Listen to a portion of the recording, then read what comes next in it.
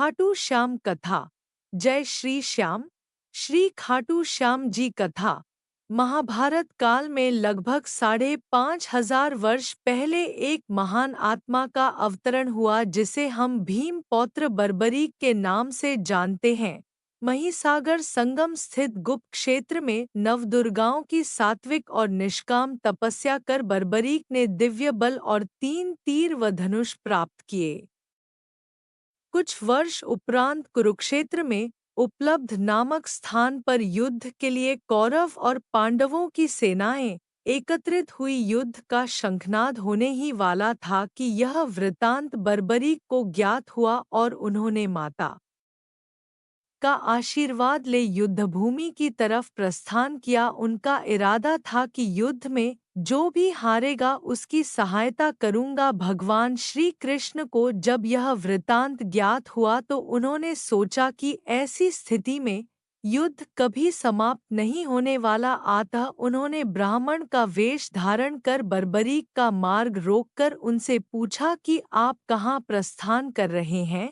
बर्बरीक ने अपना ध्येय बताया कि वह कुरुक्षेत्र जाकर अपना कर्तव्य निर्वाह करेंगे और इस पर ब्राह्मण रूप में श्री कृष्ण ने उन्हें अपना कौशल दिखाने को कहा। बर्बरीक ने एक ही तीर से पेड़ के सभी पत्तों को भेद दिया सिवाय एक पत्ते के जो श्री कृष्ण ने अपने पैरों के नीचे दबा दिया था। बर्बरीक ने ब्राह्मण रूपी श्री कृष्ण से प्रार्थना की कि वह अपना पैर पत्ते के ऊपर से हटाए वरन आपका पैर घायल हो सकता है। श्री कृष्ण ने अपना पैर हटा लिया व बर्बरीक से एक वरदान मांगा। बर्बरीक ने कहा, हे यजमान, आप जो चाहे मांग सकते हैं, मैं वचन का पूर्ण पालन करूंगा। ब्राह्मण रूपी श्री कृष्ण ने शीश दान मांगा। यह सुनकर बर्बरीक तनिक भी विचलित नहीं हुए परंतु उन्होंने श्री कृष्ण को अपने वास्तविक रूप में दर्शन देने की बात की।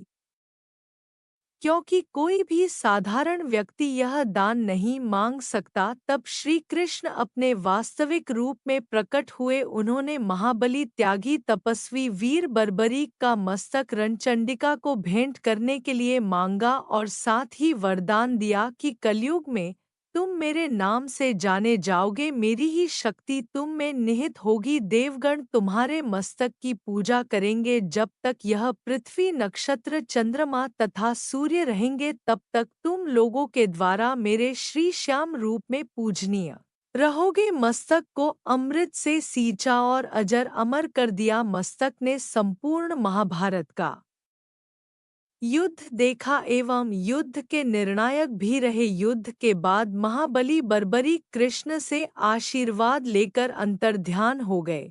बहुत समय बाद कलयुग का प्रसार बढ़ते ही भगवान श्याम के वरदान से भक्तों का उद्धार करने के लिए वह खाटू में चमत्कारी रूप से प्रकट हुए। एक गाय घर जाते समय रास्ते में एक स्थान पर खड़ी होकर चारों थनों से दूध की धाराएं बहाती थी। जब ग्वाले ने यह दृश्य देखा तो सारा वृत्तांत भक्त नरेश खंडेला के राजा को सुनाया। राजा भगवान का स्मरण कर भाव विभोर हो गया।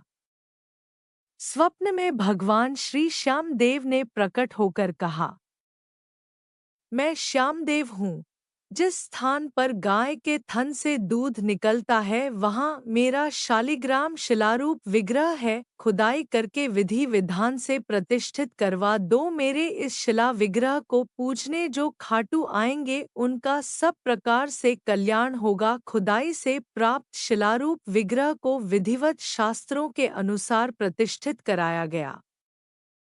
चौहान राजपूतों में नर्बदार कंवर हुई है जिन्होंने इस विग्रह को आताइयों के विध्वंस से बचाने हेतु झोपड़े में रखा एवं सेवा पूजा की। औरंगजेब के शासनकाल में पुराने मंदिर का विध्वंस हो गया तथा उसके बाद जहां भगवान श्री श्यामदेव का विग्रह प्रतिष्ठित किया गया वह आज भी विद्यमान है, जहां देश के सभी कोनों से श्याम प्रेमी पूजा अर्चना एवं दर्शनार्थ आते हैं। अब नर्मदा कंवर के खानदान के ही चौहान राजपूत पुजारी हैं। जय श्री श्याम देवाय नमः। जय श्री श्याम। इस प्रकार की सभी रोचक कथाएं और कहानियां सुनने के लिए कृपया आप अपने YouTube चैनल को लाइक, शेयर और सब्सक्राइब करें। धन्यवाद।